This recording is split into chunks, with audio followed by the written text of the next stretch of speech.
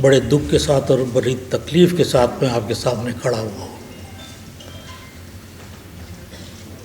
क्योंकि मुझे ऐसा लगता है कि आई एम ऑन ट्रायल। क्योंकि मैं जज था और आज जुडिशरी ही एक ऐसी सब्जेक्ट है जिस पे आप बोलना भी चाहते हैं, नहीं भी बोलते हैं, गुस्सा भी करते हैं और एक्सप्रेस भी नहीं करना चाहते। आपका एक सेशन ख़त्म हो गया, मुझे ही नहीं मालूम आपको क्या मिला। मुझे कुछ नहीं मिला, क्योंकि जो लॉयर्स थे वो शायद ज़्यादातर वो थे जो केस में इन्वॉल्व हैं, involved in the sense that they are appearing as a lawyer. With the result, they were unable to say anything against the court. मैं उनकी हेजिटेशन को समझ सकता हूँ। सबसे ज़रूरी चीज़ जो गोंसाल्वी साहब ने कहा और हमारे हेगड़े साहब ने उससे स्टार्ट ही किया कि बोलिए। ये बोलना किस लिए है? एक जमहूरियत या डेमोक्रेसी जो होता है, हम सब जानते हैं, उसके बहुत सारे डेफिनेशंस हैं। सबसे एक्सेप्टेबल डेफिनेशन जो एब्राहम लिंकन का दिया हुआ है वो ये है कि it is the government of the people, for the people, by the people. आप सभी समझ सकते हैं, बहुत आसान अंग्रेजी है। But what is the essence of democracy? What is the soul of democracy? Essence भी जैसे आप इतर लगाते हैं ना, that is essence. वो नज़र तो नहीं आता है। What is that soul of democracy? The soul of democracy is that we agree to disagree, meaning thereby that I give you the right or I give you the liberty not to agree with me. At the same time, you must also give me the liberty of not agreeing with you. This agreement of not agreeing or disagreeing with each other is democracy. मैं आपसे मुख्तलिफ सोच सकता हूँ, मैं आपसे मुख्तलिफ बोल सकता हूँ, और यही हमारे संजय हेगड़े साहब आपको बोलना चाहते हैं कि बोलिए, डरिए मत। हो सकता है यहाँ भी कुछ लोग हो जो सरकार के पास आज रात को ही रिपोर्ट कर दें, ठीक है। हमारे इतने बड़े एक्टर यहाँ बैठे हुए हैं, मैं देखता हूँ इनको कभी कभी और जोश भी आता है, लेकिन अब मैं इनकी उम्र से आगे निकल गया हूँ।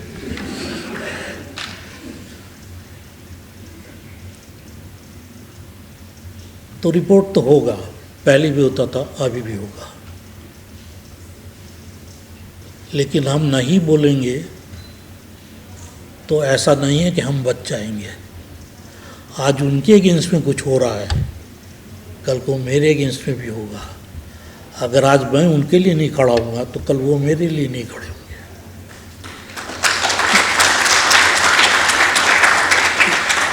इसलिए ज़रूरी है कि हम सब एक दूसरे के लिए बोलें।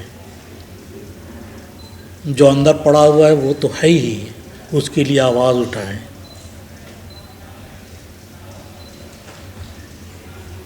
सबसे बड़ी बात यह है कि एक जज जब ओथ लेता है, चाहे वो हाई कोर्ट में ले या सुप्रीम कोर्ट में, तो उसमें वो बोलता है कि I will decide without fear और फेवर। सिर्फ ये नहीं है कि मैं फेवर नहीं करूँगा तो मैं बड़ा अच्छा जज हो जाऊँगा, मुझे डरना भी नहीं है अगर मैं अच्छा जज होना चाहता हूँ। लेकिन जब कोई जज दिल्ली से बाहर सफ़र करता है,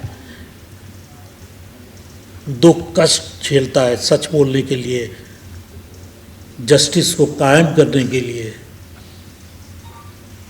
तो फिर दिल्ली हाई कोर्ट से लोग आवाज़ नहीं उठाते हैं। लेकिन जब इनको तकलीफ़ देता है तब ये आवाज़ ज़रूर उठाते हैं। ये नहीं होना चाहिए। Injustice anywhere is a threat to justice everywhere. अब जस्टिस क्या है? जस्टिस ये है कि सलमान खान, आपने उनका नाम ज़रूर सुना होगा, बहुत बड़े एक्टर रहे हैं अभी, बॉम्बे फिल्म इंडस्ट्री के। उनके ऊपर एक केस हुआ तो उन्होंने शराब के नशे में चलाते हुए गाड़ी पेडेस्ट्रियन के ऊपर में चढ़ा दिया और 3-4 आदमी मर गए। उनके ऊपर केस चला और उनको सज़ा हो गई। प्रोसिक्यूशन ने बोला जस्टिस हो गया। जो मरे थे उनके एयर्स ने बोला जस्टिस हो गया। सलमान खान, फ्रेंड्स, रिलेटिव्स, उन्होंने बोला ये ग्रेट इनजस्टिस है, ये इतना अच्छा आदमी है, इसने गलती नहीं की, इसको गलत सज़ा हो गई। फिर सलमान खान हाई कोर्ट गए, बॉम्बे हाई कोर्ट, वहाँ ये फैसला बदल गया। अब सलमान खान बरी हो गए।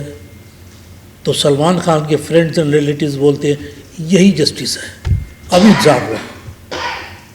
और प्रोसिक्यूटर बोलता है नहीं नहीं, ये ग्रेट इनजस्टिस है। तो जस्टिस कौन सा था? 2 जस्टिस तो नहीं हो सकते ना। सलमान खान को सज़ा हुई वो जस्टिस था, सलमान खान एक्विट हो गया वो जस्टिस है। अब सुप्रीम कोर्ट में जाएगा, फैसला हो जाएगा। लेकिन जस्टिस जो है हमारे एक सिविलाइज सोसाइटी में, जस्टिस उसी को बोला जाएगा जो फैसला कानून के मुताबिक हो। अगर कोई फैसला कानून के मुताबिक है, अगर हम उससे डिसेबल भी करते हैं तो हमें उसे जस्टिस मानना होगा, नहीं तो जस्टिस का कोई एंड नहीं है।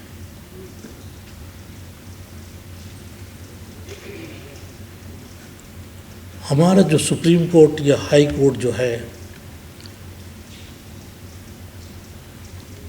मैं नहीं बोलता हूँ कि इनको डराना चाहिए लोगों को, बट स्टेट के ऊपर में ये फियर ज़रूर होना चाहिए कि हमें वॉच कर रहा है।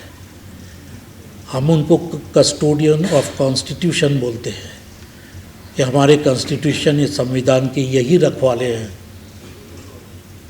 तो जो आदमी आंखें बंद करके रहेगा वो क्या रखवाला करेगा? जो आज जिस आदमी की ज़बान नहीं खुलती है वो क्या रखवाला बन सकता है? जो इंसाफ के लिए खड़ा नहीं हो सकता वो क्या रखवाला बन सकता है?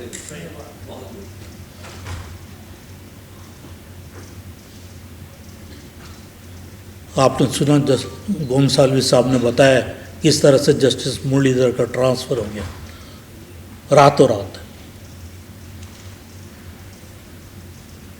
उन जजेस के बारे में हम क्यों नहीं बोलते हैं? सुप्रीम कोर्ट के चीफ जस्टिस और 2 जजेस ने मिलकर ट्रांसफ़र किया।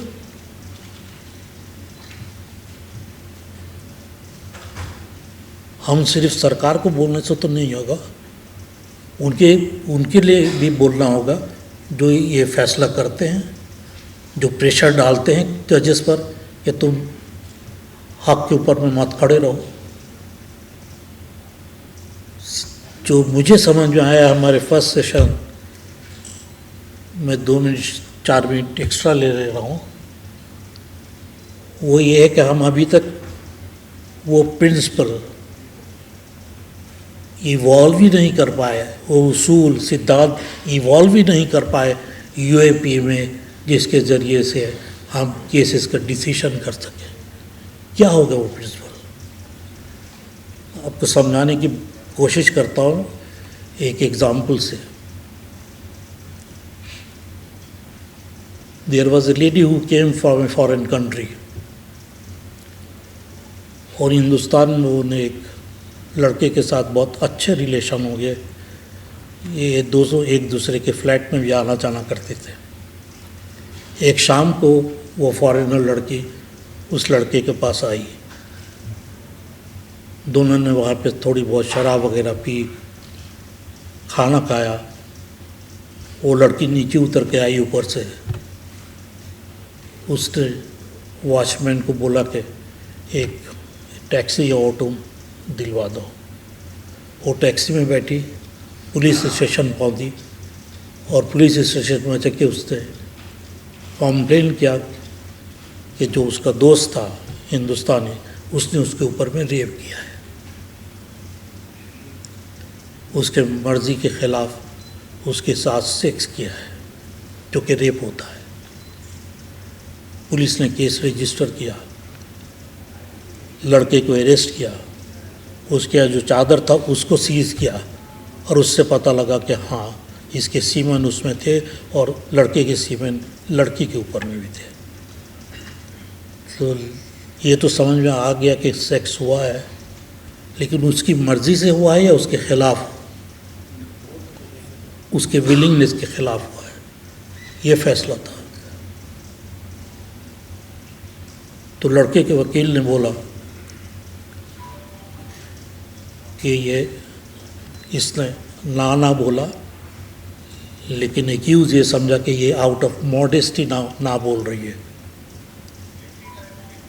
और वैसे भी शेक्सपियर ने बोला है कि जब औरत एक ना बोले तो समझो हाँ बोल रही है।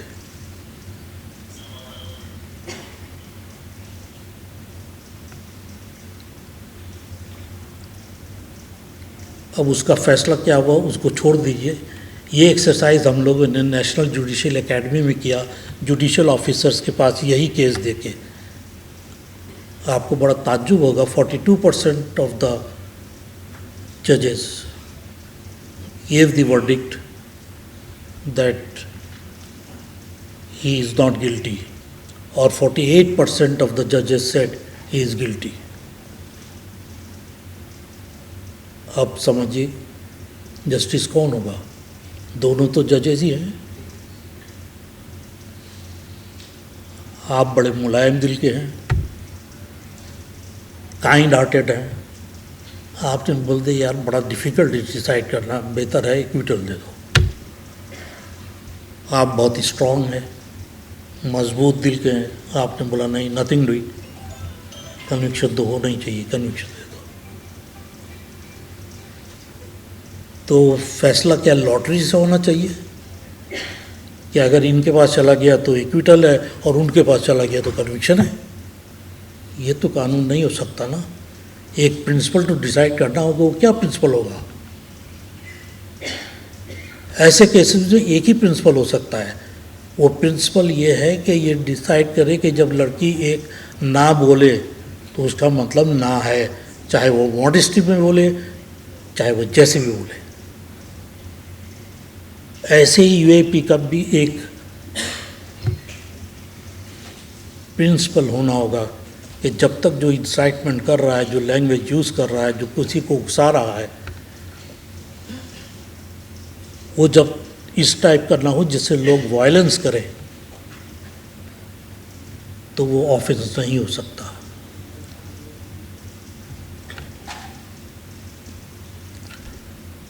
मैंने शायद बहुत ज़्यादा ही कुछ बोल दिया, इसलिए मैं आप लोगों से विदा लेता हूँ। Thank you very much.